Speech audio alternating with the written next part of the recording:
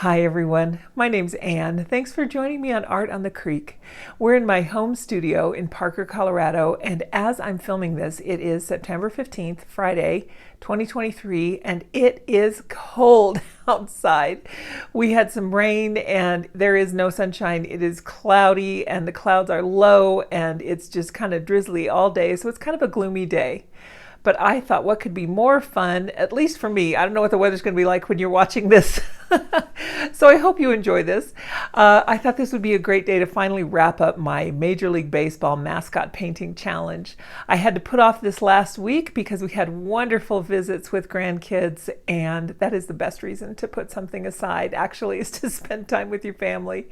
So I just wanted to share with you the tail end of these mascots, the last ones up to bat. Are you ready?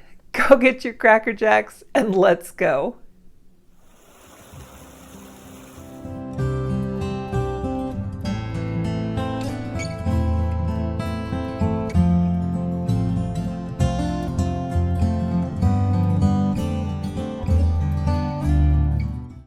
And here we go. First up is Fred Bird from the St. Louis Cardinals. He has a whole origin story on his page on the MLB Mascot website. He began being a mascot in April of 1979, and from the day he was hatched, Fred Bird loved going to games with Mom and Pop Bird. The noise of the crowd, the action on the field, and of course, all the ballpark treats kept him flying back for more.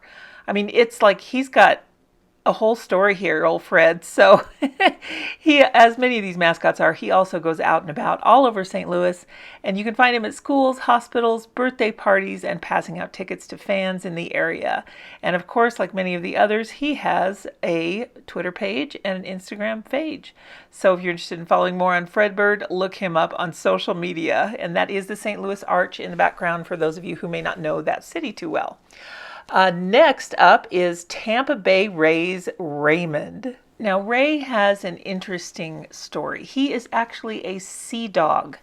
So what is a sea dog? We don't really know. It says in 2005, marine biologists and zoologists made a startling discovery. Raymond is actually a previously undiscovered species of dog known as Canis manta whatthefluffalus. Or in layman's terms, a sea dog. Sea dogs have all the traits of normal dogs. They enjoy going for walks, playing with kids, and fetching, but unlike other dogs, they are 5 to 6 feet tall. And blue, apparently. So that is the Tampa Bay, Florida Rays. Next up is the Texas Rangers, the Rangers captain. Captain is a very handsome steed. He is a Palomino horse.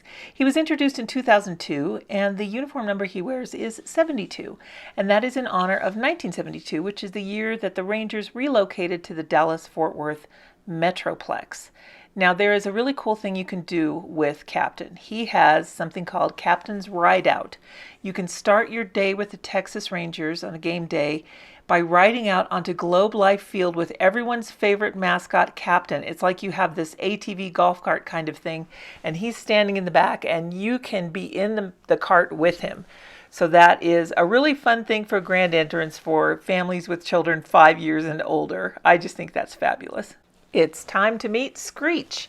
He is the Washington Nationals bald eagle mascot. Of course, the bald eagle is the bird, the national symbol of the United States, so it's very apropos that he would be the mascot for our Washington Nationals team. He's a bald eagle, and he wears the home cap and jersey of the team, and he was hatched on April 17th, 2005, at the Kids Opening Day promotion at the RFK Stadium.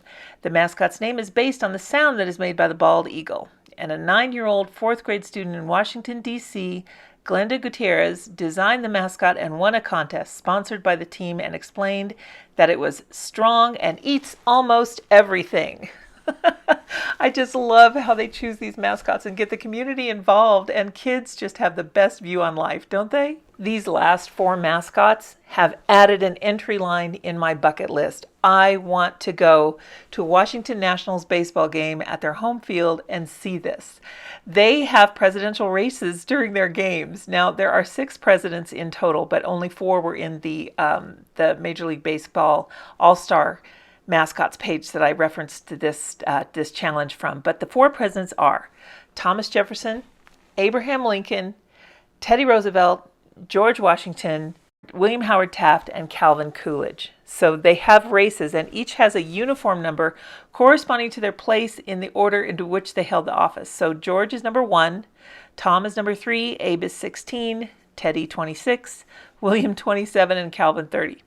They have become an instant success and make multiple public appearances, notably Abe Lincoln on the Illinois float for President Obama's inauguration parade.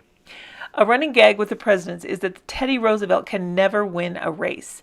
He came close in 2012 after apparently defeating the other 3 presidents.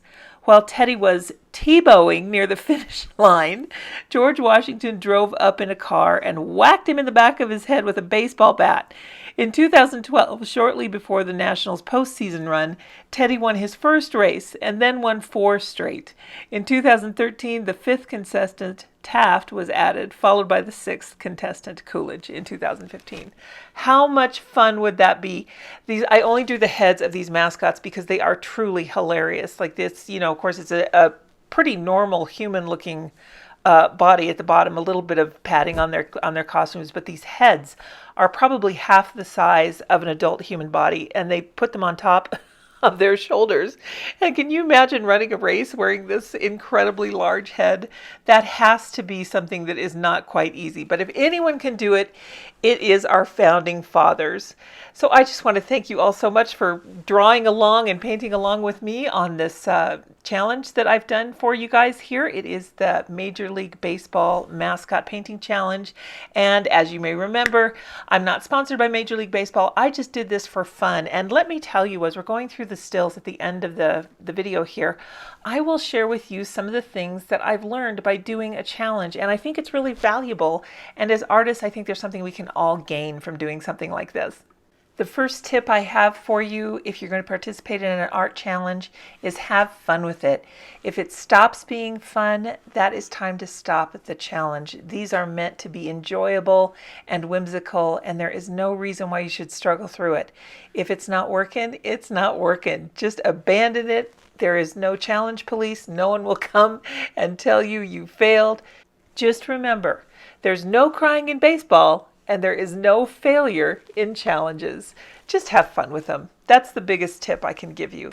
The second thing that I could suggest to really make your challenge worthwhile is to discover what you want to do. Now, you may not know when you first start a challenge what you want to start working on, but maybe as you're drawing something or participating in a challenge, and actually Inktober is coming up next month, and that is a really big one, really popular, and I bet a lot of you are going to participate in that.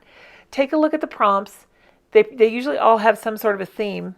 Decide what you want to work on. If you participated in Dogust this year, that is a challenge for drawing dogs in the month of August, 1 dog every day. Maybe you want to work on making better dog eyes. Maybe you want to work on making your dogs look like cartoons. Decide what it is you want to do. For me, for this challenge, I really wanted to get better at caricature art and making things fun, whimsical, and comical. And what I did notice was by the time I got to the last section, I was so much faster. And that's something that's really also important for you to remember. Notice your successes when you're doing these challenges. Go ahead and congratulate yourself. You're in this for the long haul if you're going to do a challenge. And you know what? You may not finish it, and that's okay. Don't worry if you don't finish it. But of the parts that you do, congratulate yourself on that job well done. I guarantee you will see improvement or change in your style as an artist. Maybe you're working through something. Maybe you're trying to figure out what type of an artist you want to be. Well, a challenge is a really great way to figure that out. So I've mentioned it in a couple videos before, but I will mention it again here at the end of this video, speaking of challenges. Inktober is one that I mentioned, but if you guys would like to do a Disney villain challenge, let me know in the comments and I will be happy to set up a prompt list for you to do that. Well, you guys, thank you so much for tuning in. As always, I so appreciate it. If you haven't subscribed already, please consider doing so. And if you would give this video a like, leave a comment, or share it with one of your friends, of course, that always helps my channel. Thank you all so much for hanging out with me today. I hope you enjoyed this challenge, and I hope you have a wonderful art-filled week planned ahead. See you next time, guys. Bye now.